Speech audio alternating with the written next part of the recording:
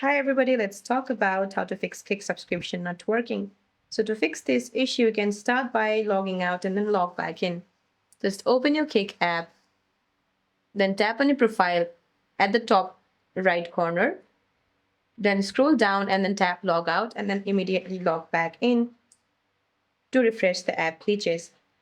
Now the next what you can do is update the app. Just go to your Apple App Store or Google Play Store and then find Kick.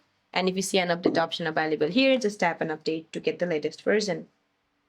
Now, sometimes the issue is in Kick's end. Before making changes to your phone, check if there is degraded functionality or schedule maintenance by visiting the official Kick status page.